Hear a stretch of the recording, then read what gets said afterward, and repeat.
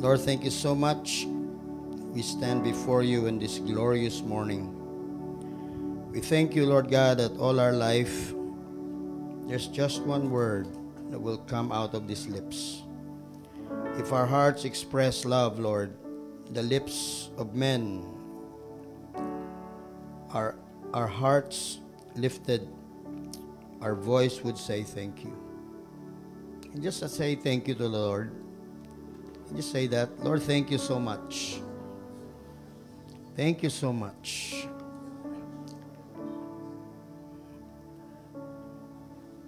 Lord, if the angels would cry holy, our lips would cry thank you. Let it be the pronouncements of our lips this morning. For all our life, that's the equivalence of what the angelic beings would say as they bow down. All our life while we're here, all our life when we cross one day from this life to the next, fill our lips with thanksgiving. Because that's the one thing you want to hear from us. Thank you. And let that thanks in our heart express with acts of love and courage. Because, Lord, that's the completeness of who we are as we worship. We thank you so much that you've given us hearts to worship and lips of praise. Allow this praise to reach your very presence this morning. Allow those words of thank you, Lord, to be right before your presence. May you be honored. May those things from our lips, the thanksgiving that comes from our heart, bring the aroma, the incense of worship right before your throne. We give you praise. Thank you, Jesus. Before you sit down, can you just say hi? And just greet that person and say, I love you and thank you so much. Yan. Let's give time, say, I love you and thank you for your life. Amen? You know, being people of God, those are two things we always remind ourselves of. Okay? To express love to one another. Sabi nga sa Bible, let no debt be remained outstanding except the debt of loving one another. Okay, happy Mother's Day. Mamaya, meron tayong Thanksgiving for you, mothers. Are you mothers here? Can you lift your hands? Mga nanay dito, can you lift your hands? Ayan. Ladies, we honor you for your life, your dedication, and foremost your sacrifice to make the household and family run like clockwork. Okay? We thank you, the moms talaga, because you make the lives of men and children not only beneficial but comfortable. Mga nanay, clockwork yan eh. Kung clockwork ang tatay sa labas, clockwork ang nanay sa loob. And we want to honor that kasi pagising nyo pa lang naisip nyo, Lord, worship ako, magluluto ako, mag-isilbi ako, magpapaligo ako ng na bata, maglilinis ako. Mag-aalaga ako, ano pa ba natira all throughout the day, ikot kayo ng ikot, whether you get out of the house, whether you go back to the house, you always end up having good dinners with your children and hopefully a time to talk and even sometimes argue with your husbands. Because believe me, this life is full of that. Diba? Pag may nagsabi sa akin, alam mo yung marriage namin, perfect, nabubura ko dun eh. Because in reality, yung totoong marriage, it's an exchange, okay, of love, ideas, and arguments. Sadly, some exchange ended up in blows, which is really bad. But believe me, it's not easy, but it's rewarding. Diba mga moms? So this morning, we'll talk about Born Free. Bakit? This is a title good because we realize the role not only of this topic about baptism and church membership going along with motherhood. Why? Because similarly, the church births, a lot of members and Christ births a lot of people into the church. As moms, birth children. Diba? Kaya minsan nag-i-small group tayo, maging matyaga lang tayo kasi hindi birong mag-small group. Yung iba, sinasabi, ilan ba yan? Yung iba, padamihan, di ba? Sabi ni iba, 12, kasi 12 nga si Kristo eh. Siyempre, di ba? Super anointed ka na. But we always say, pag naging nanay ka o tatay ka, no, having 12 is challenging. I mean, let me ask Arky Rams and Christy, it's now easy to have 7. Okay? How much more 12? Yung iba, bilib ako na magano. I mean, let me just tell you, when we talk about this, discipleship, which includes in its expression, small group, is like birthing a family. Now, some people, because they think it's a program, they push you to have so much. Well, that's God adding, not people adding. Because believe me, if you ask moms and dads about raising children, having 1 is war by itself. Having 2 is the end of the world. Having 3, I don't know what that is. Having more, it's a miracle. So think about it. To raise children is not easy. To raise disciples is even harder because children came from you. It's your flesh and blood. To disciple someone who's not even your DNA, except you have a spiritual DNA the same, that's going to be very challenging. But you know what? We talk about this. Last week, Pastor June shared about the church. Why is it important? Now, bottom line of the church is a spiritual home and family. All of us were born into a home and a family. You know, no matter how good that is, how difficult or how boring sometimes, you were born into something. The same way, when you get to know Jesus, you are birthed and you get born into a spiritual family. Now, similarly, pag nasa loob ka ng bahay, merong kanya-kanyang task tsaka chore. Pag kasama ka sa church, because it's family, you'll have your own task and chore. Basically, not because you're forced to, but because that's an expression of your love. Bakit? Sa bahay, kung tumanda ka na at inuutusan ka pa rin, something's wrong with you. Because normally, people of the house would know the burdens they face every day. Tama? The same way, if this is the house of God, the family of God, and you're born to it, you have to realize you have a role to play. Sometimes nahirapan tayo. Ano ba, papel ko? Minsan sa bahay nga nagtuturuan, sino maghuhugas eh, di ba? Sino maglilinis ng banyo? Sino magwawalis? Kung doon pa nga, nagkakagulo. Ang tanong, sa church ba madali yun? Madali yun pag yung puso natin tama. Amen? Like I said, kung tumanda na tayo sa bahay, inuutusan pa tayo at nag-aaway tayo, sinong gagalaw dan, this is something wrong. Because when you're born in a household, paggising mo pa lang sa umaga, your heart is to seek to serve and to correct what needs to be corrected, ayusin yung dapat ayusin. Kaya pinaparticular ko yan na kinokompara kasi believe me, I tell people, I grew up in a very good church movement, mga bata karamihan doon, I told them, if you cannot do it at home, believe me, if you're doing it in church and you're not doing it at home, something's wrong. Because being in church, this is not a stage. This is not a stage play that, you know, okay ka dito, pagdating sa bahay, iba ka. Let me tell you, it's all the same. Tama? Some of you may have waken up in the wrong side of the bed this morning and you're in church. And you ask, why am I here? Is it task? Is it chore? Or is it because I love God and I want to join in with the people I love? So coming back from what Pastor June was sharing last week, church is a one giant family of people who may not be blood-related but deeper in relationship. Bakit? Because you are related by DNA from heaven. Magkakapatid kayo sa Panginoon. Di ba? Kaya nga sabi sa Bible, there is a friend that sticks closer than a brother. Anong sinabi doon? Yung brother, DNA mo sa blood. Yung friend, DNA mo sa spirit. Sometimes, sa loob ng buhay ng isang Kristiyano, mas malapit pa yung mga taong hindi niya kadugo because naintindihan niya at naintindihan siya. And sometimes, yung doon sa loob ng bahay, nag-aaway. Let me tell you, dapat walang difference yun.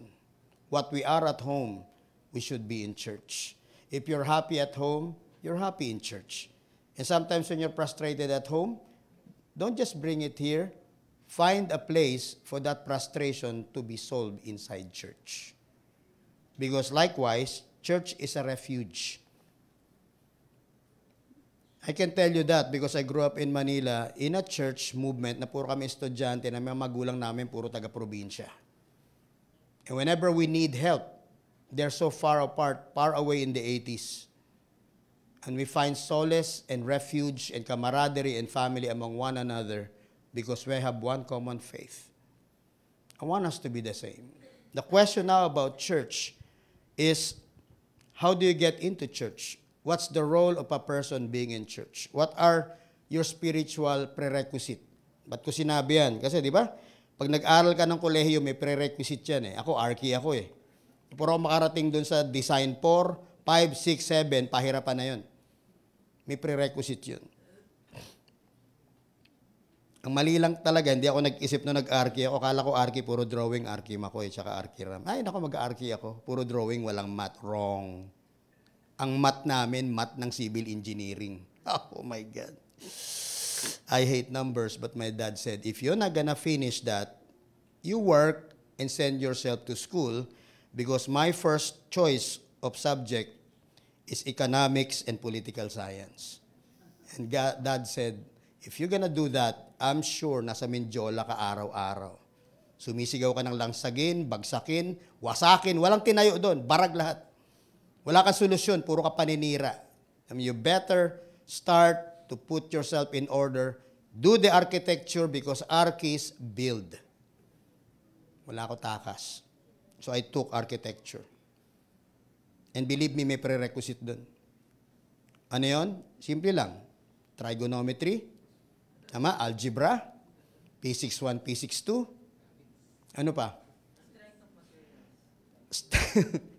Naiyak na ako. Strength of materials, combined loadings, at saka yung dalawa na math. Naalala mo yun, Harty? Calculus, differential, at saka integral. My God. Doon na nagkakilala. Yun ang traffic jam, yun ang bottleneck namin. Pagdating doon, maraming umalis sa architecture. If you ask me, paano ka nakapasa-pas sa prerequisite? Pumikit ako, tumingala ako, lumuhod ako, nanalangin ako. Sabi ko nga, galit ako sa numero. Ever. Ayoko ng numero. I hate numbers. Kumbaga sabi ni Digong, my God, I hate drugs. Ako, my God, I hate numbers. I end up finishing it. Why? Because numbers needs to be embraced. Sabi sa akin ni God, Mel, punta ka sa puntod. May pangalan, Mel Techo, born. Tama? Nakalagay man doon. Died, nakalagay din doon. These are all numbers. How can you hate it when I'm the one who created it? Numbers are my language into the infinitum. You better learn to love it. Prerequisite. Ano yun? Born free. Pag inisip natin, Lord, paano bang mabuhay dito? Mother's Day ngayon, ang daming mga bata dito, be thankful to your parents because one day, you'll be parents too. Kaya nga, the greatest of the 10 commandments is honor your father and mother so that it may go well with you, so that your life will be good. Tama? You'll have better, good life on planet Earth. It's the only commandment with a promise. Diba? You'll live long. Kala na iba, secret sa liblong, tama nga naman, sleep early, huwag kang papaano, mag-exercise ka. Dapat, maaga namatay yung mga yon. Oh, ang dami ko kilala. Super lahat, naka-check yun, patay agad. Bakit? Hindi ginalang magulang eh. Almost a week ago, we were at the bedside of a family who welcomed us here when we have nothing here when we arrived, not even knowing na buntis si Oline. We went here and this family received us. Their mom did. Pangalan ng mami na yun, si Mami Belen Acevedo. We were welcome here. We have no kamag-anak, no friend, no one in the know. She welcomed us like we were children of hers. Days ago, she died peacefully in the presence of all her children and apo. And we counted ourselves as her child. I saw her close her eyes. I saw her breath her last. Yan. Bibigyan ko yun ng scene. Yun ang huli. I've seen a lot of people, their last breath, ang haba niyan. Bakit? Ayun yung spirito lumalabas na from here. This is the house of spirits, guys. And ito yung spirito mo. When you give your last breath. Yung ganon, I've seen that. I've seen it again. When she breathed her last, I started worshiping. My lips was with worship. Tears were in our eyes. Nag-iyakan yung mga anak niya. When I recall her, it's birthing. That's why we honor the parents, lalo yung mga nanay. She lived a full life. That's why I said, it's not easy to be mothers. But she raised up all her children right. All her children right. They were God-fearers. They lived the right life. It's not magic. Huwag kayo maniwala sinasabi ng mundo na pagpapalaki ng anak magic. Walang magic doon. Yung pamalo sa umpisa, hindi magic yun. Tanungin mo kay John Mark. Alam niya pag pinalo, spare the rod, spoil the child. Okay, bend down. Pak! Isang tatawad pa yan. May hatol sa amin eh. Ngayon, hindi na uso, paluin. O sige, pag hindi mo pinalo yan, papaluin na ibang tao, hindi sa puwet, sa ulo. Patay ka agad dyan. I guarantee you, if you don't discipline your children, other people will discipline them to death. Why am I telling this? Because when you birth, when you want to be born free, you have to start from within. Because a lot of people want to have a brand new world, a good world, a world they can contain, they can control. Bad news. No one can control the world except God. We live in a world na talagang grabe na yung control. May maangal nga. Ba't ang hirap sa construction ngayon? Kino-control dahil global yan. Yung business, yung kukontrol yan dahil global yan. Everything will be so tight na pati paghinga mo, hindi mo na kailangang ihinga. Parang kanta ni Bon Jovi, when you breathe, I wanna be the air for you. Yan ang gagawin ng globalista sa atin. But believe me, if you live by the Spirit, if you understand church, if you know why you have to be born free, you will live under the radar of an enemy trying to kill everyone and deceiving so many in the church. The time of the falling away is starting. Kasi ang daming simbahan, nagkakasal na nga ng same-sex marriage. Pinaka-latest na sa Tagum. Lot of people will hit you because ibabash ka. And believe me, that's God's word. Believe me, it should straighten you up. I will not be here before you today if the word of God never offended me. I hope yung mga tao, na-offend sila ng word ni God, hindi ng buhay natin. Kasi problema, pag tayo naka-offend hindi word of God Kaya tingnan natin, is our righteousness the righteousness of God? Or is just human righteousness like the Pharisees and the Sadducees? Kaya sabi ni Jesus, if your righteousness doesn't surpass that of the Pharisees and the Sadducees, you will not enter the kingdom of heaven. Ha? Pinakamalupit na yun. Malupet na yun. Mga lodi na lahat yan. Lalagpas ako dyan, yes. Because kailangan mo lang maintindihan that if you wanna be born free, you have to start from within you. Believe me, church nowadays is convenience. Church nowadays becomes a spectator sport. In America, churches are packed. Question is, how much of that they hear is applied in their everyday life from the day they get out of church till the day when they went back to church on a Sunday? Only God knows. In other nations who used to have churches, wala nang tao sa church. Sa England, binibenta na sa mga temple na mga Indian tsaka mga Muslim yung mga churches. It became mosque in Indian temple. Why? Wala nang attendance. Pag Sunday, punta ka sa football. Mamili ka. Mamili ka. Chelsea, Manchester United. I mean, that's a church of people who worships football. Where is Christ? Answer? He's coming back. You don't just have to believe it, you prepare about it because pag bumalik siya, may dala siyang pamalo. Okay? It's too late to pray when He returns. So believe me, our life, no matter how bad, we're in the middle of battle, personal, marriage, family, fight for it. I was encouraging the men last Friday, be men of courage. Be men of God, the same way with you, mothers. Be mothers of courage. Be mothers for God. Because you live in a generation na twisted. If you do not agree with the world, it's because you worship God. A friend of the world is an enemy of God. mamimili tayo sa time natin. We talk about this. Let me begin Acts 2:38-41. Peter replied, "Repent, be baptized, every one of you, in the name of Jesus Christ for the forgiveness of your sins, and you will receive the gift of the Holy Spirit. The promise is for you and your children and for all that are far off, for all of whom the Lord our God will call." God, these words are true. That's why we're here in church today, because these words became reality of our lives this moment. In Jesus' name, open up our eyes and ears to listen to you. Nakakatuwa dito kasi when we talk about baptism and people being added to church, unang sinabi ni Peter, "Repent, be baptized, every one of you, in the name of Jesus Christ." Because when they came, he came down. This is a story na pag nakita mo, nagkaingay. Ang daming tao sa Jerusalem kasi Feast of the Tabernacles yun. Pentecost pala. The Feast of the Pentecost. Sa dami ng tao, ang daming tao doon na taga Jerusalem, maraming Hellenistic Jew, that means Jews from everywhere else in the far-flung reaches of Roman Empire.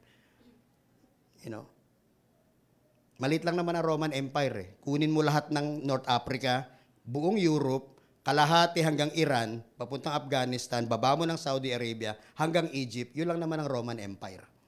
So pag tinignan mo, nasan yung mga Jew? Lahat galing doon.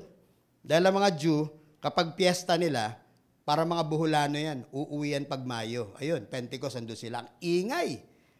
Dahil sa ingay nila, parang lahat na lang may nagnenegosyo doon, nagkukwentuhan, nagchichikahan, biglang may tunog. So powerful, it rocked parts of the city. Bakit? May 120 na tao sa upper room. Na-fill sila ng Holy Spirit. Fire came down from heaven, settled in their heads. And they spoke in unknown tongues.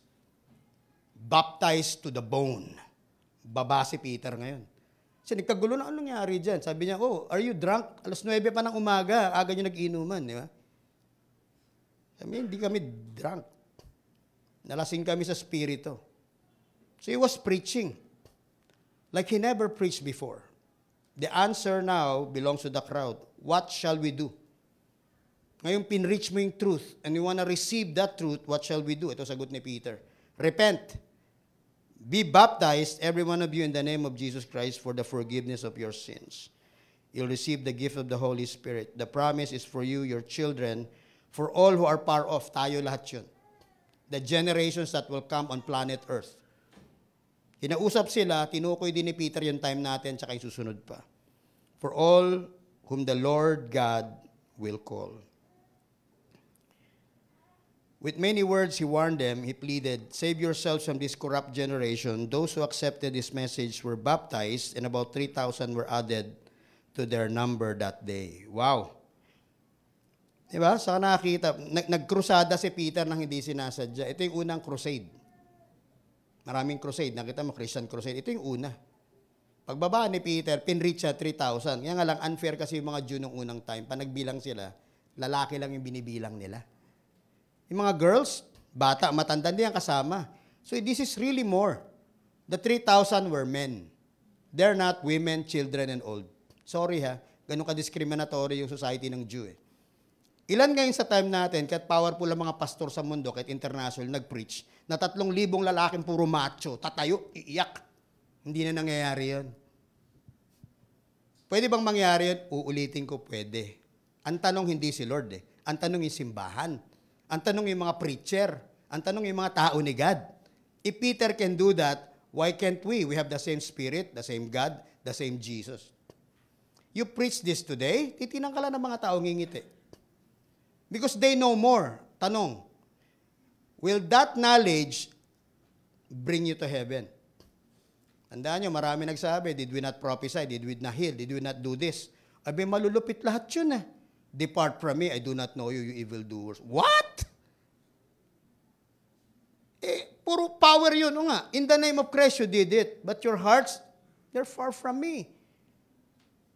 Na? Good example, yung anak ni Sceva, nag-cast out sila ng mga demons. Sabi ng demons, Jesus I know, Paul I know, but who are you? Pinupakan yung 11, takbuhan sila. Ulitin ko ha, hindi nakakatawa to. Maraming demonyo dyan. Sa time natin, bukas na yung portal ng spirit. Pag nakita kayo manifestation, ang tanong, tatakbo ba kayo o yung mga demonyo tatakbo palayo sa inyo? Problema, yung church takot sa demonyo eh. Dapat demonyo takot sa atin.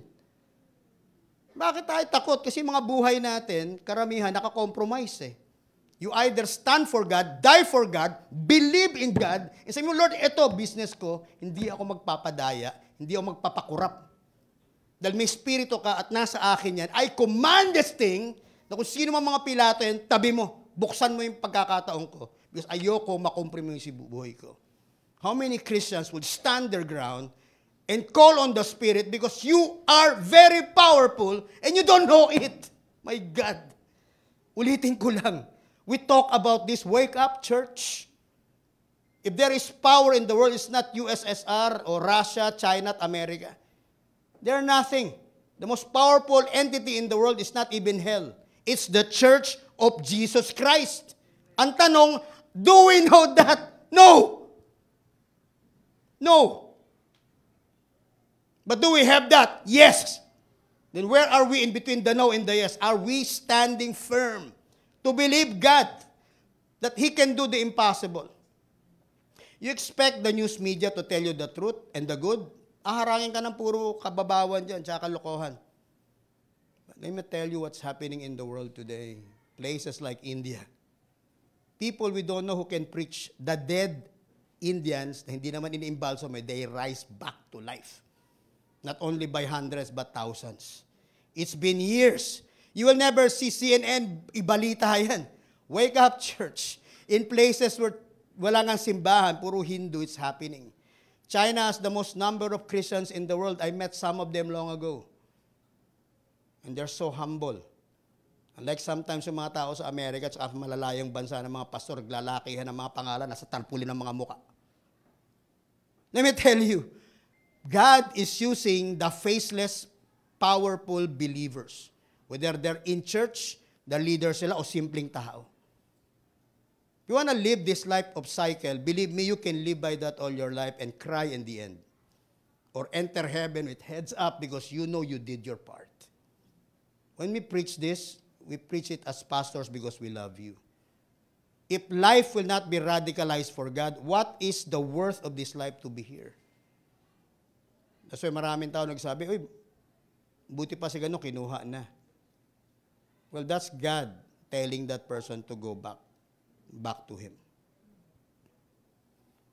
One of the great men who are very prophetic, dinala ulit siya lately sa langit. Nakita niya isang namatay na kaibigan, ba't andi dito ka? Nakangiti yung kaibigan niya. Nauna ka, sabi niya, hindi. Actually, naghihanda ka kami. Ha? Naghahanda na kami pabalik. What do you mean? We are ready to ride back with Christ on that day. Yung mga kinuha sa atin, naghahanda na yun. Isa ko si Pastor Rene, nakasakay na yung sa kabayo pabalik. Nalulungkot tayo dito, masaya siya dun. Yung kaibigan ko si Ferdy, isa pa yun. They're ready to go back. And yet, ang daming mga tao, gusto, Lord, pre-trib, i-rapture mo na ako. Sa ugali niya, nakit ka ng langit, ang dumi ng langit pag pumasok yung mga yun. Kaya sabi ko, kung tayo at kilala ko kayo, papasok ng langit, sa impyerno na ako titira, babantot yung langit eh. How sure are you? Nagtatalo tayo kung pre-trib, post-trib, o mid-trib. Ang tanong ko, huwag tayong pagtanong nasa. Tanong, kasama ka ba doon? Is your life reflecting heaven or just playing church and religion? Wake up. Wake up. Pag inisip natin ito as Beraka, what are we? Do we enjoy church? Good. Do we enjoy the fellowship? Yes. Why? Because may nag-encourage sa'yo. Yeah. Sabi nga sa akin nung namatay si Verdi, yung mukha ko pwede ipasok sa cook. Discourage ako. Sabi, you wanna be encouraged, bro? Yeah. Sure? Yeah. Sabi niya, bro, encourage others. Para ma-realize mo, yung problema mo, maliit lang yan compared do sa taong kakausapin mo eh. Pinopokus natin eh. Kaya lumiliit yung mundo natin, tsaka yung demonyo lumalaki. Masyadong self-centered ang simbahan eh. Look, the world is going up to crush us. Kala nyo nagbibiring World Economic Forum by 2030? You have 5 years and 6 months. Ayusin natin mga buhay natin. Yung iba naghihintay ng 5 years, hindi. Next year, iba na buhay sa mundo. Pahigpit na to. Maraming unemployed, bibigyan kayo ng sweldo, UBI, tawag doon, Universal Basic Income. Nagsimula na yun sa Amerika. $2,000 nung pandemic. Anong gagawin ko? Walang trabaho, may 2,000 ka. Saan? Manood ako ng Netflix, ka mag-games. May sweldo? Yeah. Gawin mo sa Pilipinas, 20,000, walang sweldo. Wala na yung PPP na yan, baliwala yan. Bibigyan ka UBI, pero pag inoffend mo sila, baliwala. Tanggal bahay mo, tanggal sweldo mo, tanggal benefit mo. Gusto mo ayaw, ano kapalit? QR, tsaka tatak. Papunta na tayo dun. Hindi ako nagbibiro. Naprito tayo ng Netflix, ang galing naman na script. Hindi script yun. Kinukwentuhan ka ng demonyo nung gagawin niya sa'yo. Pero ang tanong, natatakot ba tayo? Hindi. Guys, hindi. The glory that's coming is greater than hell that's about to come. Ang tanong, are you in that glory? Or you will be wiped out. Warning sa atin yun. Because the time of the falling away is here. Church will fall. Believe me. Kaya yung story ng virgin, yung 50-50, 5 inalis, 5 pinapuntan, di ba nag-isip? Ang virgin, hindi unbeliever yun. Church yun! Ano nangyari? Ba't iniwan yung 5? Lahat naman sila may apoy. Wala mang oil. Walang presence ng spirit yung 5. Tumakbo. Pagkuha ang spirit na hawakan na, 5 pinapasok. Hindi siya pinapasok ng bridegroom. It's a warning. We thought we know God. Good. Sabi nga sa Bible, even the devil believed that, but they shudder. Ang diferensya ng Kristiyano o hindi Kristiyano sa demonyo. Yung demonyo, pag narinig niya si God, natatakot, kaya nga tumakbo sa baboy eh. Yung tao, hindi takot magkasala, pero takot sa multo.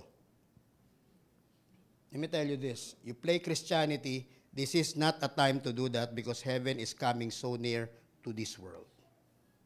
You better check your life. As pastors, that's our heart for you. We don't want to play with you. We don't want to toy with you. We want to tell you, prepare. Because if not, kahit anong habol natin, wala tayong magagawa. Hindi ako pwedeng pumunta sa likod, Lord, papasukin mo yun sila. O ako, pag ako tinaboy, o tayo tinaboy, wala tayong magagawa. Si God yun. Kung si Moses nga, nagkamali lang. Pinalo yung bato, hindi nga pumasok eh. What? A man whom people will saw, ay na makita si Moses, glory. Hindi nga nakapasok eh. What are we compared to Moses? None. Kaya yung pinakamatindi, di pinapasok eh. Stringent. Let me tell you, are we fearing God enough to live a holy life? When I say holy life, hindi pwedeng sabihin, hindi ka na nagkakasala, magkakamali ka. But you have enough fear because that fear begins the wisdom you need in the last days. With other words, he warned them. Sabi niya, save yourself from this corrupt generation. Those who accepted this message, they got baptized, they were added to the number. Quickly, the prerequisites of faith in salvation. Repentance. Pag tayo pumunta sa baptism, quick lang to. Ano yan? More than just being sorry for our sin, it's a complete reversal. Perfect turnaround. Darkness to light. Life being changed so radically. Complete 180 spin. Pag ikaw ba nag-spin, sabihin, perfect ka na? Perfectly, tumalikod ka na sa demonyo eh. Nadadapa ka pa rin? Yes. Malalaglag ka pa rin? Yes. Pero alam mo, every time ka madadapa, may hahawakan ka, may dadampot sa'yo. Unlike dati, nadadapa ka, walang dumadampot, inaapakan ka pa ng demonyo. Dito, baligtad. Kaya naalala mo yung kanta ni Gary Valenciano? They don't know. Diba? Who picks me up when I fall down? They don't know. Yung ba yung tao na, ba't nalatalo? Kasi lumalaban yun eh. You know, the greatest warriors, they're wounded. They got blown away. But they never stop. Kaya sabi ko, sa lahat ng fighter sa boxing, bilib ako kay Pacquiao. Bakit? Dami niyang talo eh. Pero yung greatest na panalo niya is because natalo siya eh. Ilang Kristiyano yung tatayang matalo? Takot sa demonyo. Di, hindi ka matatalo. Pagbibigyan ka. Yes. Like I said, Satan would wait for men and women to go the higher. Tinan mo yung mga ginamit ni God. Hindi rin sila nag-ingat. Sa dulo, the more matindi pangalan mo, the more matutuwa ang demonyo. Kaya sa hell, ang daming trophy dun. Men and women of God na hindi na bumalik. Because lumaki na yung ulo. Yung pride mas malaki, hindi nakita si Christ eh. You don't have to be there to be there. Let me tell you, when we're here, repentance is being sorry because of our humanity being taken away from us because of sin. Tandaan natin may weakness tayo. Hindi mahalaga yan kung magkasala ka. Of course, nasasaktan si God pa nagkasala tayo. Pero isipin na lang natin si David, ilang beses bang gumalaw yun? Diba? Sabi ni James, if one of you observes the 10 commandments and violates one, you break one, you're guilty of breaking 10. Isa lang daw mali mo, sinira mo yung 10. Paano si David? 2. Nag-adultery siya, pinatay pa niya asawa ni Bathsheba. Dalawa yun. Bingo. Ba't sabi ni God, he's the man after my heart? He fulfilled my will in his generation. Tanong, gaano ba kahaba buhay natin? Hindi ganun kahaba. Na-fulfill na ba natin? Iba sa atin, tinawag ni God, great. Pero hindi ka great. Kasi nagkipaglaban ka eh. Ayaw mo sumuko.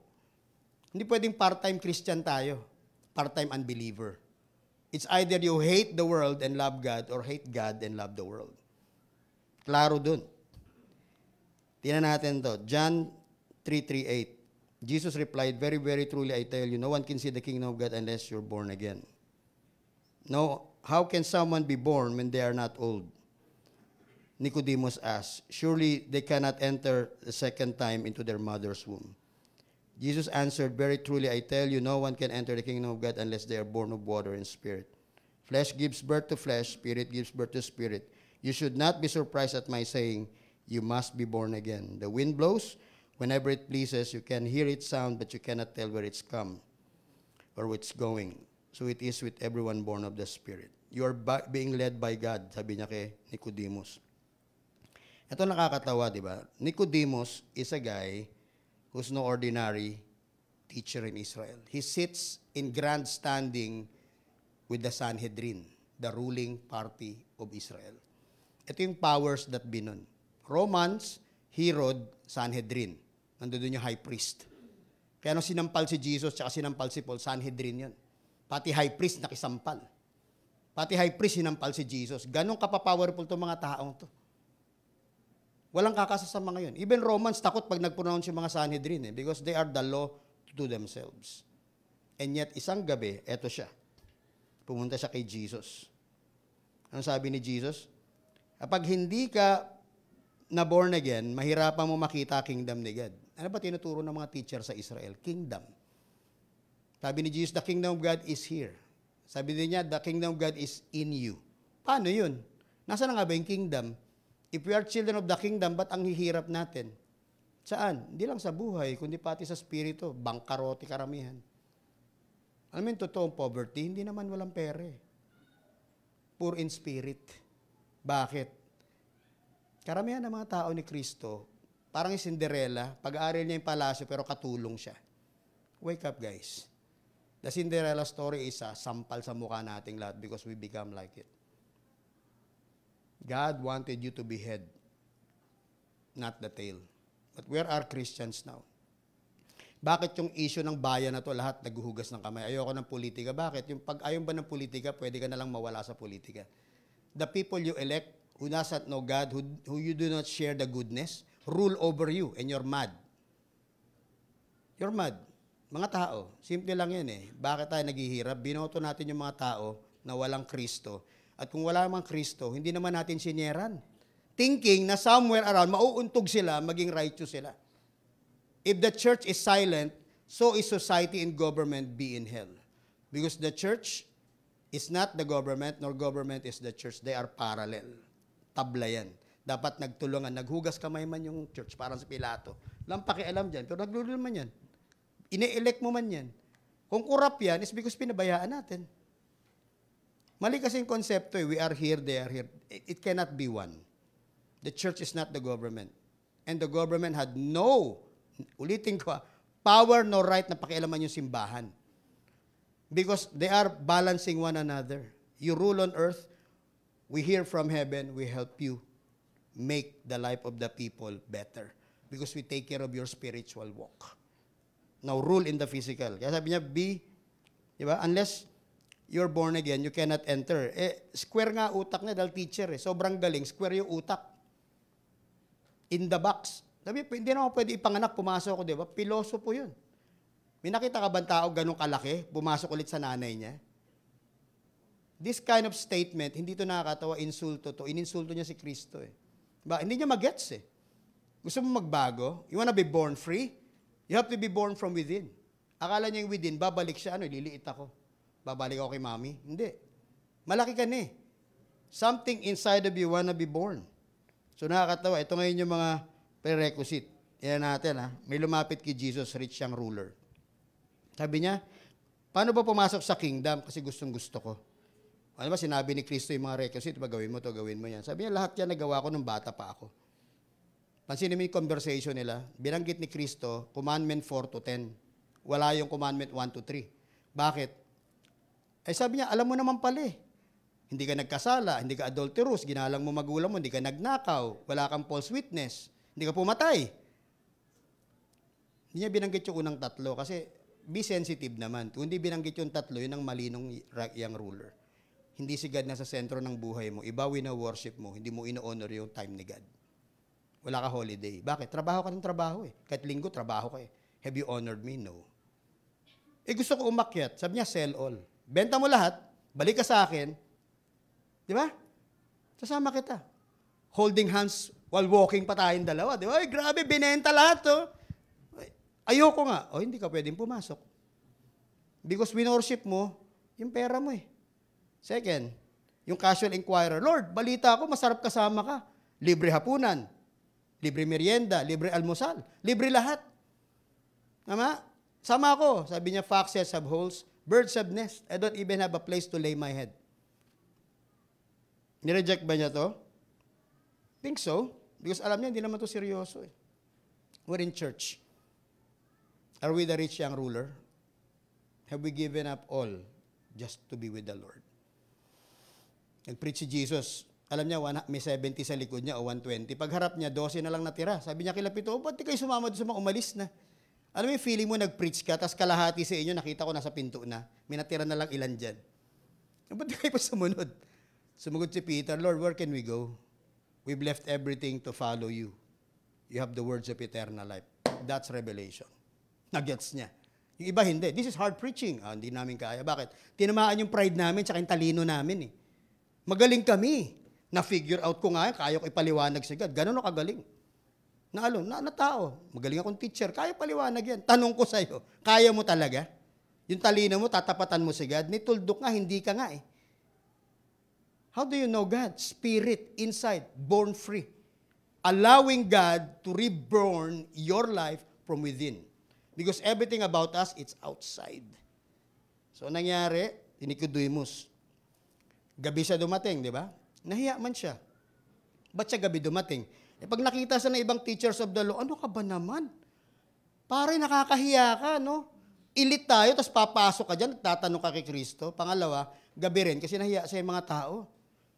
Bakit? Eh, grabe to. Teacher namin to. Grabe magturo to. Elo, believe kami dyan. Lodi namin yan eh. Tapos magtatanong lang kay Lord, so gabi siya pumunta. Yung tipong matutulog na si Lord, judge. Magkakapi na lang siya pampatulog ba? Dumating! Siyempre, mabait si Lord, oh. Tanong si Nicodemus. Di ba? Ulitin ko, ha?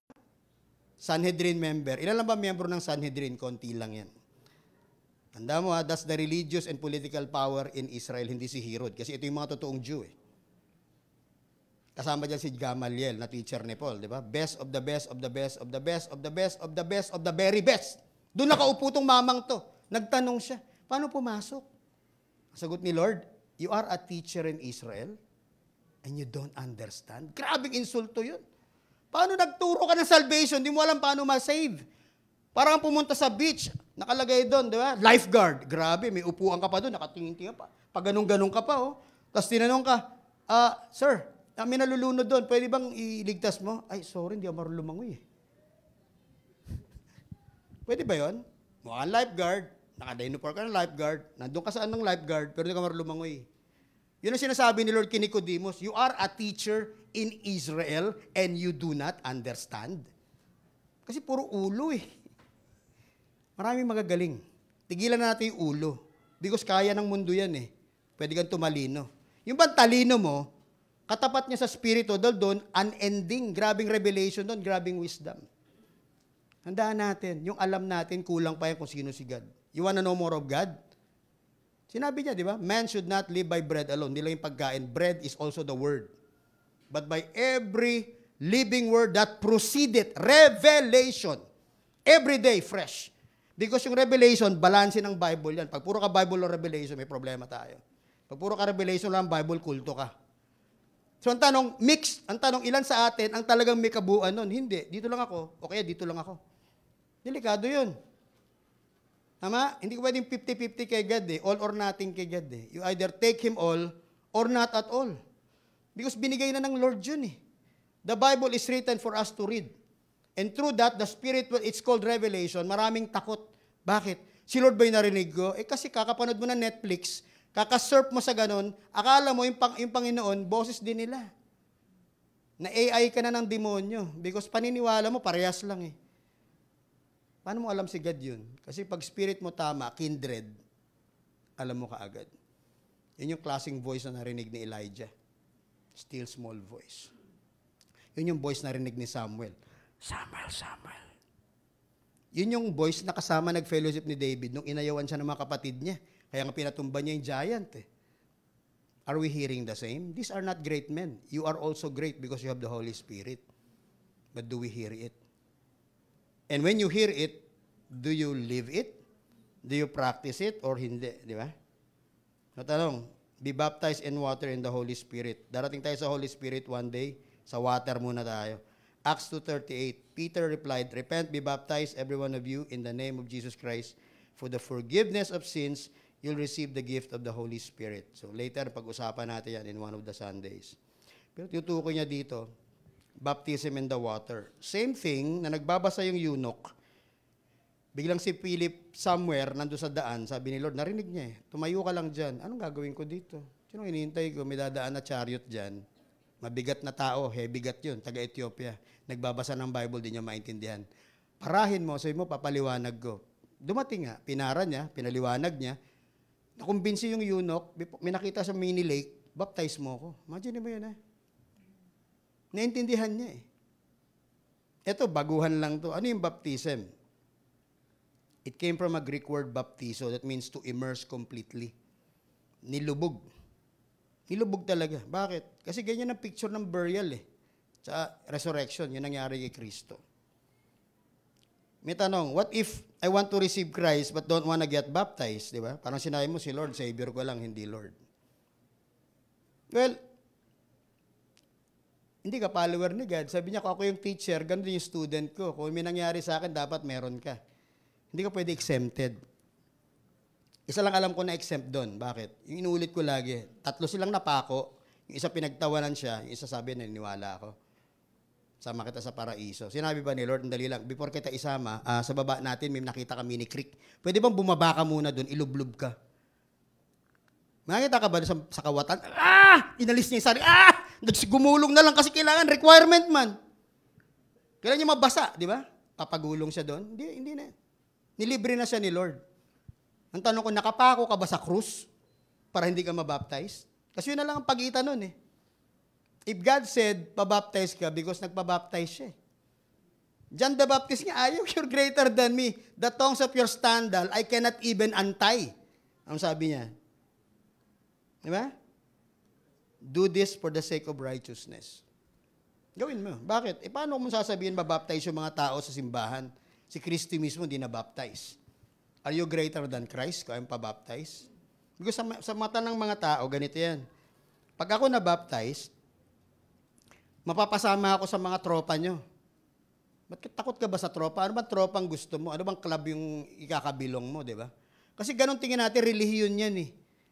Yun nga ginawa ng demonyo about baptism. Sinira niya yung picture na yan. When in reality, dapat hindi. So ulitin ko ha, yung namatay sa cross, exempted yun. Dahil di niya na kayang bunutin yung mga pakong yun at magpagulong-gulong para mabasa siya.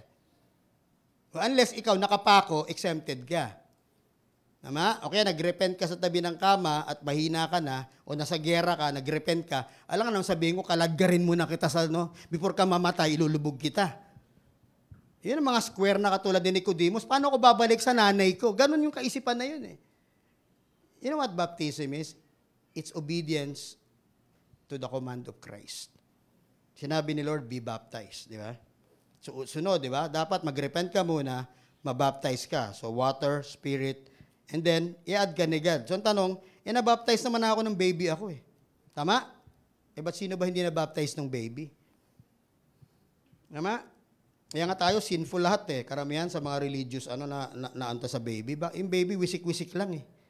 Kumbaga sa namatay yun, nilibing mo, 5 inches lang nakalabas yung mga kamay, gano'n. Kaya yung sinfulness ando doon. Yung totoong meaning niya, sausaw ka talaga sa tubig.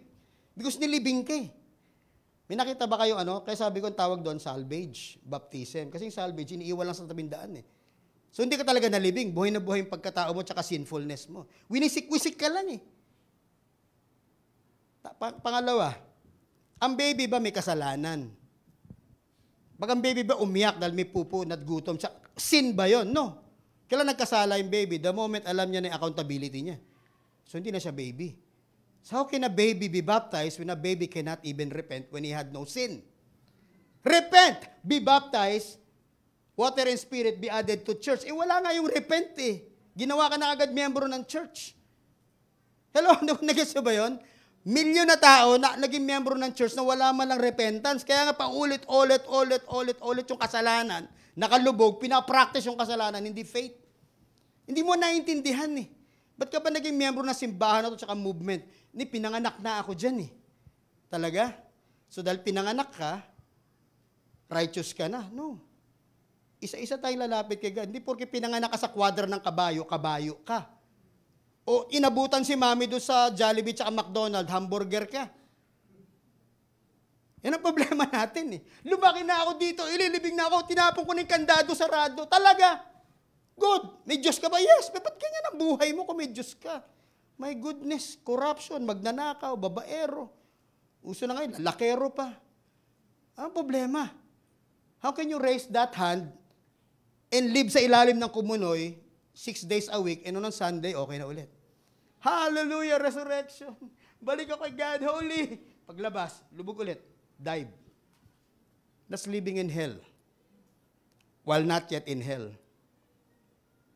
Believe me, if the world is guilty, church, for what God would know it individually, God knows us. Are we perfect? No. Are we able to sin? Yes. But in your fall, will you not stand up? When you fall, don't you ask the hand of the Father like the prodigal? Help me, Dad. Help me. I kept falling here, but one day I will not. Because I know, if it can stop today, do it. If you're forming character in me and the fear of God, do it. Because I cannot have both light and darkness in my life at the same time. Kaya sabi ko sa'yo, may nagtanong, gano'n ba kadami itong mga to? Well, the Islamic religion had billions. Ganon din ang India. Biggest population na yan. Billions. Christianity between Catholic, Evangelical, billions. Tanong, true Christians, gano'n kadami? Sagot, only God knows. We can raise our hands in church, say the right words, pay our tithes. As long as our life is not right before God, God will see us. We can fake everything here, look good with everyone, but believe me, how you live a life you think is private, nothing is hidden before God. The darkest portion, sabi ni David, is so light. I go to the nearest cave, the highest mountain, under the sea. Even in hell, the Lord will know my life. Lahat tayo tatayo sa judgment seat. Pastor tsaka hindi pastor. Leader at tsaka bagong tao lang sa church. Tanong, naintindihan ba natin to? Ulitin ko, a baby cannot repent. Because when you're a baby, technically you have no sin. Wala ka pang alam kung ano yung mali tama eh. Marunong ka lang pumupo, uminom, magutom, kumain, umiyak. That's not sin. That's being human. The moment, alam mo yung tama at mali ka, pumatak na metro mo. But how can we baptize a baby when it cannot repent? Ano requirement ng salvation? Repent. Be baptized, be added to church. 1, 2, 3 lang yan. Ulitin ko, it's an act of righteousness. Ayaw talaga ni John. Tinignan siya ni Jesus Christ. You better do it to fulfill all righteousness. It's a righteous act. So John baptized Jesus in the Jordan River, di ba? Kaya ngayon, uso naman. Punta ako Israel, pabaptize ako sa Jordan, as if pag nag-baptize ka doon, picture lang yan. Pang Snapchat, pang peki-peki, ano bang gano'n? Nawala kasalanan ko talaga. Pag ahon mo ba, no? Pagbalik mo sa Pilipinas, hindi ka na nagkakamali, magkakamali ka pa rin. Ang tanong, ba't gano'n? Kasi nga tinetest ni God, mas magandang makita niya na nag-i-struggle ka doon hanggang ma-perfect ka niya. Alam mo kailan walang pagkakamali? Pag namatay na tayo. Sabi niya, when we see Him, we will be like Him. Ano ba siya? Perfect. Ano ka? Perfect. Andi dito, wala. Kaya nga nakaka-humble eh. Walang matindi, walang pastor na mga pastor. Magkakamali ka, lumuhod ka. Hawakan mo yung kamay na yan. Nagkamali ka ngayon, magsisi ka. Bakit? Kaya kanyang baguhin. Ang tanong, naniniwala ka ba? Okay? Ingat tayo kasi kahit sino sa atin may favorite sin. Ang tawag ng Hebrew doon, the sin that easily entangles. Tama? Kaya yung kanta ni Gary Valenciano, di ba?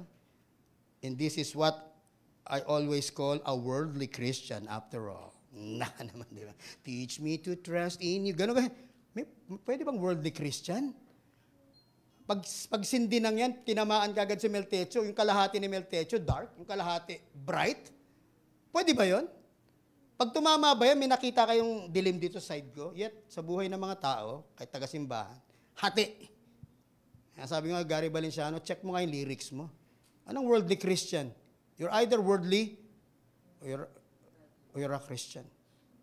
Ito problema nga. The world is getting churchy and the church is getting worldly. Check yourself. Pag nag-share kami nila passage ng ganito, it's really because we love you. We're not angry. We're addressing an issue that all of us should be very, very, very every day with the fear of God isipin natin. Like I said, walang perfect na buhay, pero may perfect na God. Walang fair na buhay, pero may fair na God. Kanino ka susunod? Illustrations ng baptism, burial and resurrection. Yung sinabi niya, pag nilibing ka, kaya baptiso, pinasok ka sa loob eh. Siya nagbibiran yung mga pastor, eto, parang committed na, gusto talaga yung umakyat. Sige, 10 minutes, baptize mo, yung bumubula na. Pagising niya, lulutang na lang yun, kasi pagising niya, nasa heaven na siya eh. Pas, gusto ko, pagka-baptize ako, diretso na ako, ilulubog na kita. Hanggang wala nang lumalabas na bula, lutang ka na lang dyan. Pagising mo, pipikit yung mata mo dyan, yung kabilang mata mo, yung spirit mo, si Lord! Yes, binaptize ka ng todo ni Pastor Mel eh. Kasi gusto makita eh. Ganun ba? Hindi, iba yun. Ay, nagkamali si Mel. Napabula ka na. At least napadali ka, di ba? O yun, baptism yun. Ilubog ka. Kaya nga sabi ko, maraming tao hindi lumubog. Wisik-wisik lang. Kaya, di ba, tawag doon, salvage baptism. Iniwan ka, di ba? Pag sinasalvage, iniiwan sa daan. Tinan mo, sinful lahat ng part. Mata, makasalanan. Kamay, makasalanan. Dila, makasalanan. Hindi nilubog eh. Ganun tayo ng bata, wisik-wisik lang eh. Wisik-wisik lang. That's not burial. Even kayo, hindi kayo papayag din tao nilibing, iniwan lang sa daan. Hindi burial ang tawag doon, salvage. Yet maraming Kristiyano, that's the way in church they see it. That's why yung buhay ng mga tao, wala katag-katag, puro we never understood what sin is and how serious it is. Crossing the Red Sea, between earth and sky and sea, tumawid si Moses. Iniwan nila yung Egypt. Nung natapos yung pinakahuling Israelita, sinara lahat yun ni God. Lumubog lahat yung mga demonyo na kasama ng paro. Sabi, ang ganda naman ng fairy tale. Ngayon, naghuhukay sila ng archaeology, ang dami doon sa ilalim. Mga chariot, shield, at lahat. It happened. Circumcision, kay Abraham yan. Sabi niya, kung tao kita, sa male lang to, circumcise kita. Tinutuli nila nun. Pero sabi niya, that's not a circumcision done by the hands of man, but God circumcising your heart. Sinasabi ni God, tapos na yung old man, new man na to. Tapos na yung old woman, new woman na to. You can look back at the past with no sting. When I look back at my past, I realize, I could admit, yes, Satan, ginawa natin yung devil. It happened. But there is no sting in my life. Why? Because I've been forgiven. Walang tinatawag na holy forgetfulness or holy amnesia. Ay, sana hindi ko na maalala yung nakaraan ko. Maaalala mo yun.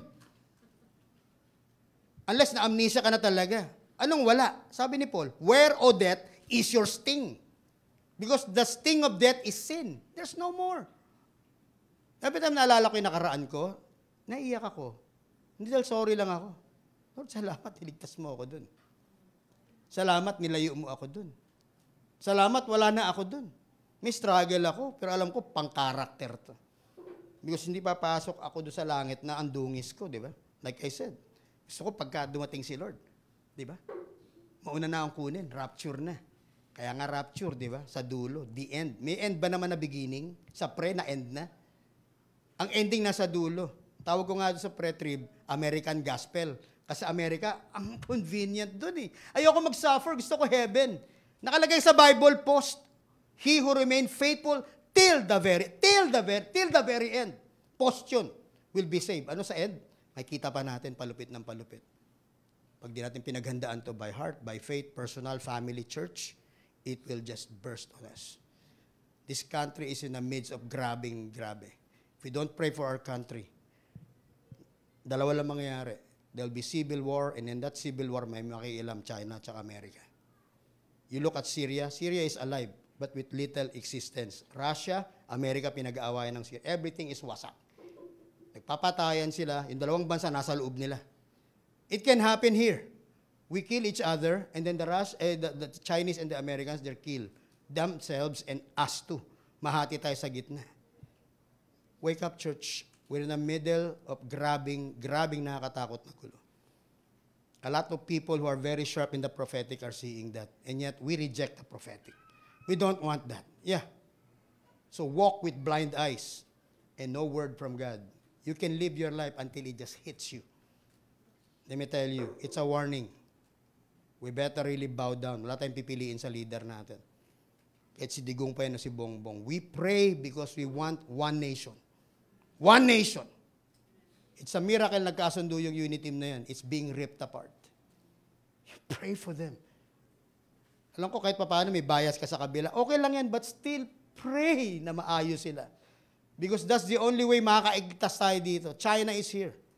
Believe me, all their armaments are inside. Ang daming mga Chinese lang sa loob ng Pilipinas. Pogo players pa lang sa Manila, 20 mil na. Hindi, mukhang nerd lang yun. Sabi nga sa mga taxi driver, mukhang nerd, di ba? Kita mo ba yung mga katawan? Ganda, di ba? Pinatanggal mo ba yan? Kita mo, six-pack? May nerd ba naman na six-pack? People's Liberation Army yan. Nagre-ready yan pa, nagkagulo. Kano, 19 na bases. 4 lang yung inamin nila. Ano meron doon? Conventional tsaka nuclear. Target na tayo ng China. Wake up! They don't tell that in the news, but I tell you here in the pulpit. Ready yourself. How? O, di maghanda na kayo. Gawa kayo ng gosyo nyo. Pangalawa, pray. Pray. The worst thing is Pilipino laban Pilipino. I won't go for that. I love the people here. I also respect the people there. There's only one Philippines. China will not care for us. America will not care for you. Wake up. Is this church, paano tayo makakita niya kung sa sarili natin, struggle na tayo sa sin. Sa family natin, gulo tayo. Pag dumaan yan, wipe out tayong lahat. I'm saying this, hindi ko kayo tinatakot. That's the basic reality because a lot of leaders, even churches, nakaprogram pa rin. They live life na mukha nung 2019. Tapos na yun. Ilang beses na ako nag-preach. The old life ended in 2019. 2020, it's there. World Economic Forum said by 2030, again, you will own nothing, you'll be happy. Binabangkarotin lahat ng business. Kung natira yan, i-under nila kayo sa clone nila. Iko-code nila kayo from QR to tatakan one day. Don't wait. It's not 100 years nor 50. The next 5, 10, 15 years. Nasabi mo kay Pastor Dave, i-preach mo kayo similits mo sa tulip nun. I've been begging, alam ni Payan. Kinukulit ko si Pastor Dave because that was hard-hitting. Some of you attended that. Alam mo si Pastor Dave, maingat yan sa mga dates. Siguro by this time pa, di na matatakot si Pastor Dave magsabi. Maingat pa siya nun eh. Kami lang yung makulit. Sabi niya, Mel, malapit na. Actually, pwede mo makalculate. Pwede naman talaga eh. Because pag malapit ka na sa target, malapit mo na rin makita yung precise eh. Where are we? Are we awake? Are we still sleeping? The greatest glory days of the kingdom of heaven is here.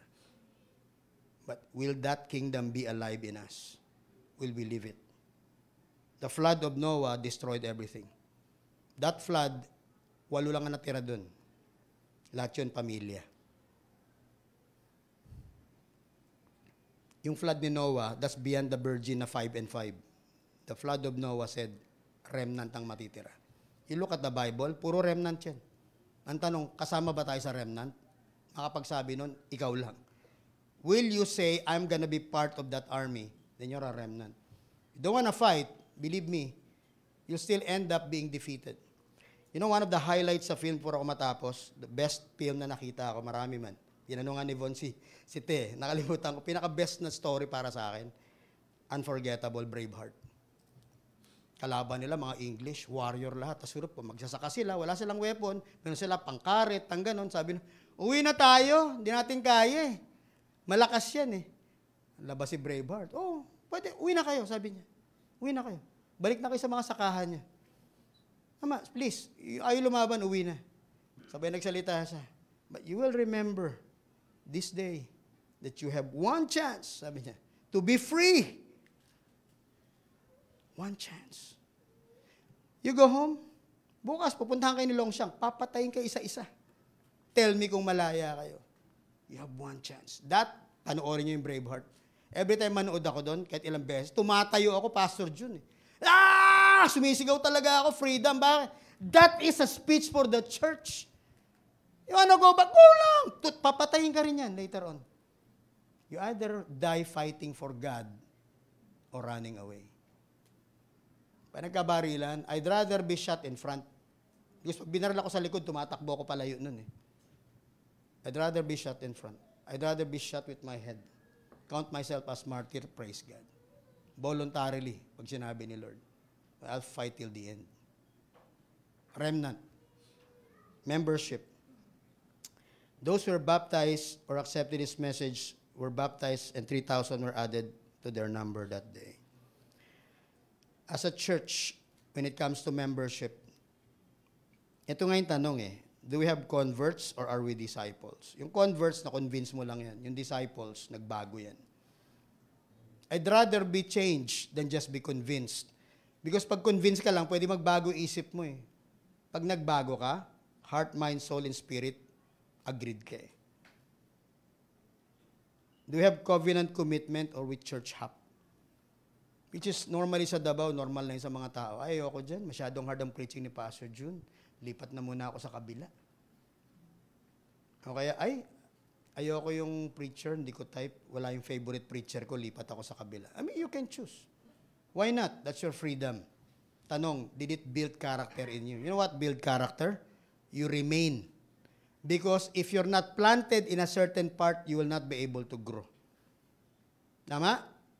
Either you are a planting of the Lord to become a mighty tree, o ang tawag sa'yo, tumbleweed. Alam mo yung tumbleweed? Buhay man yun. Kaya hindi nagtataka si Abraham pag binasusunog ng mga ano, kasi maraming tumbleweed eh. Yung binublow ng wind, may life yun, pero walang root yun eh. Naisip nyo ba one day, pag akit nyo sa langit, tatanungin, anong church mo pala? Sinong pa? Hindi ko na maalala eh. Kay Pastor Ronel ako, tapos napunta ako sa church ni Pastor June, napunta ako kay Pastor Dave, napunta ako kay Pastor Mel, o kung iba-iba kaming church, ganun. Parang, ha? So, kanino ka? Hindi ko alam eh. Kung ako Tanhunsay, Hernani, Magalong, Techo, Kabor, ano pamilya mo? Hindi ko alam eh. Pwede, you belong to Christ. But while here, where do you belong? Kapuso ka ba, kapatid, o kapamilya? Pamili ka, di ba? So, ang tanong, pag nag-ano kami, ng be part of it, it's not because nag-recruit kami nila Pastor June. It's not that. Because sa pamilya, kinakount mo eh. You wanna care for you guys. You wanna live a meaningful relationship. And believe me, Sabera ka, sorry ha, hindi namin kayo gagamitin dito. Sadly, maraming tao, yun ang angal, nagamit lang nila kami. We don't want it. May gagamit sa'yo si God, hindi kami. Amen? Sabi nga ni Pastor, pag may lagpas kami, check nyo kami. Because apart from us, called to be your leader, we're accountable before God. If you felt like God calls you here, stay here. Grow here. Be part of what's gonna happen here. Because mahalaga yung repentance baptism at saka be added to church. Because sa dulo, magtulungan tayo. You know what touched me nung pandemic, yung 2 years na yon? Well, other churches, tausap ko iba mga kapatid nating pastor, sabi niya, madami kami, mas marami pa nga sa Berak eh. O ilan na kayo ngayon? 5 na lang kami. Ako, asawa ko, 2 anak ko, at saka yung musician. 2 weeks later, bro, kamusta na yung church? Kami na lang. Asan yung musician? Walk away. So, 4 ulit. Ay, tanong sa, ano meron sa BCI? Well, andun pa rin kami. Himala, kasi kahit pa paano, di ba, nag-online kami, pamilya pa rin kami. So I'm proud of what God has done to us. I'm proud of the very pastors we have No? Iban si Pastor Dave. Kundi teki si Pastor Dave, kasi ako Jurassic, teki siya eh. Hindi tayo na ganyan, di ba? Nakita nyo naman, nagpipreach tayo, Pastor Jun, no? Pipreach sa likod ng bahay ko, umuulan. Nililipat siya. Okay ba yung Pastor Jun? Pag preach siya, ano yun, parang may backdrop, umuulan, di ba? Si Noel, ganun din. Preach si Pastor Noel. Buhay pa si Pastor rin. Ganda ng preaching, may tumitilaok. May tumatahol, di ba? Pipreach ako, sabay-sabay, pati ano ba naman? Hindi mo na matanggal yun eh. Sabi niya, ba't ganun? Actually, saan ba yung lugar nyo? Sabi ko, sa Eden, Paradise. Nakabalik na kami eh. Kaya presence lahat ng mga animals, happy silang lahat. Di ba? May paru-paro pa nga nung lumilipad, dalawa naghahabulan na paru-paro, di ba? Saan nakakita church na gano'n? Nature yun. Okay? Ano ba tayo? We say we're a church with no walls. Bakit? Because we don't hold you back. But with regard to membership, there has to be a wall because walls are protection. Walls do not keep you, they protect you who are inside. Tama? Walls protect you from the people outside. So, like I said, bahagi ka ba ng pamilya ng BCI? Next time magka-family class tayo, join. Hindi kami nagre-recruit ng tao. Sino ba naman kami? Hindi ito membership drive. If you think, you know from heart, God calls you here, stay here. Grow with us. Serve with us. Because here you'll find leaders and pastors na hindi kayo i-overrule. We will serve with you, we will love you, we'll care for you. Not because para kami mga politikong nangako, but that's our heart. Amen? Malaki Pastor Dave, pag tinuruan ka, o si Pastor June, hindi ka lang tinuruan yan, grabe yan si Pastor June. Wala ako ng gift niyan, mercy. Pupunta yan dun. Mga may sakit, di ba? How I wish I had the same. Kasi pag may sakit, nasampal ko, magaling ka na. Ganun ako eh. Ito, ibang klase, anoin ka pa niya. No, ibang gift yun, gentle. Si Don Cabor, grabe, di yun nakikita yan. Kasi Pastor Don goes to the taxi drivers. Ang laki na ng kongregasyon yan. Oh, pag sumakay kayo sa Krisya, tapos sabi mo, kaibigan ko si Pastor Don, baka libre na. Oh, di ba? Ganon eh, byword yan. Pati si Naya, yan ang muse ng Krisya.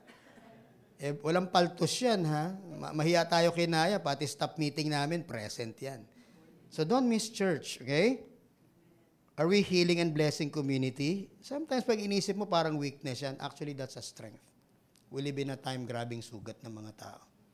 We live in a time na talaga yung mga tao, they need to be healed.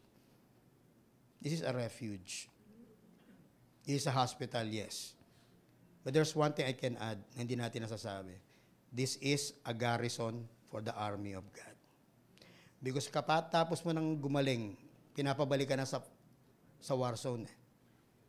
So yung manood niyan, panoorin yung pelikula ni Patton. Dalaw siya. Oh, dami sakit. Magaling ka na.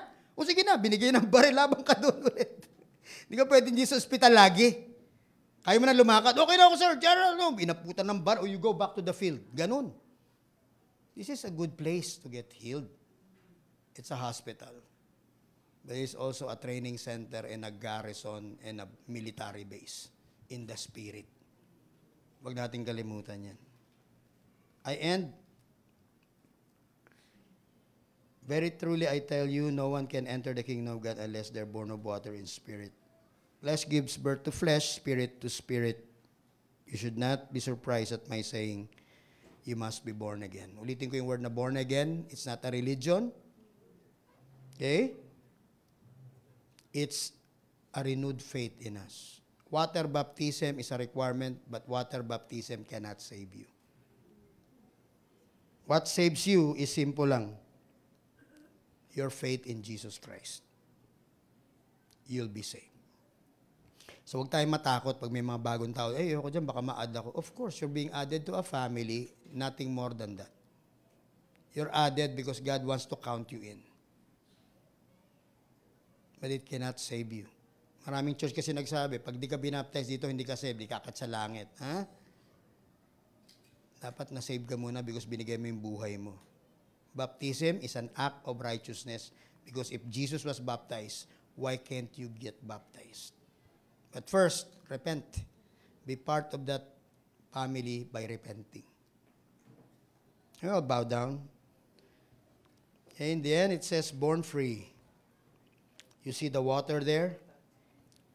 Yan ang picture pag binaptize ka. No, nakita niyo yan sa dulo? Pag nilubog ka sa tubig, yan ang viewpoint mo. Nasa ilalim ka eh. Nakatingala ka, nakikita mo. I believe ng bata tayo at baby tayo. Ganyan yung feeling natin, yung born free nung lumabas tayo dun sa mami natin.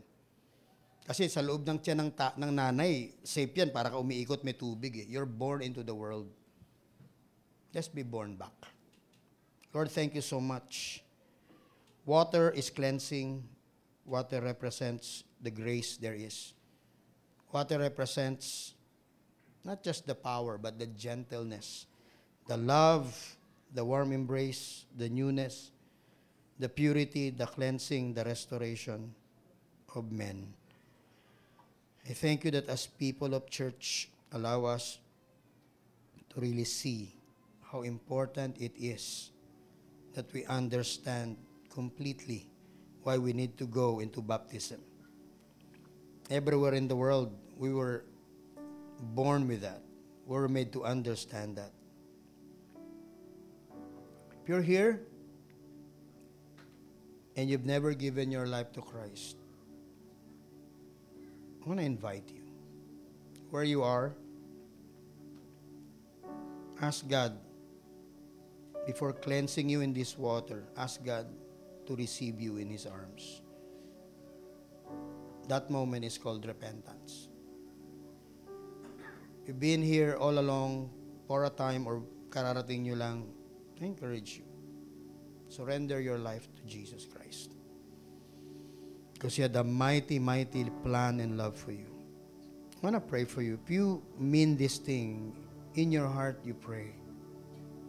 Whisper it before God. Pray with me. Father God, thank you so much that your arms are open wide to receive us back into your embrace. And as you've given your Son, at the end of that statement was John 3:16. The end of paliwanag ni Jesus was John 3:16. For God so loved the world, He gave His only begotten Son, that whoever believes in Him will not perish, but will have eternal life. If that's you, ask God, Lord, forgive me my sins, past, present,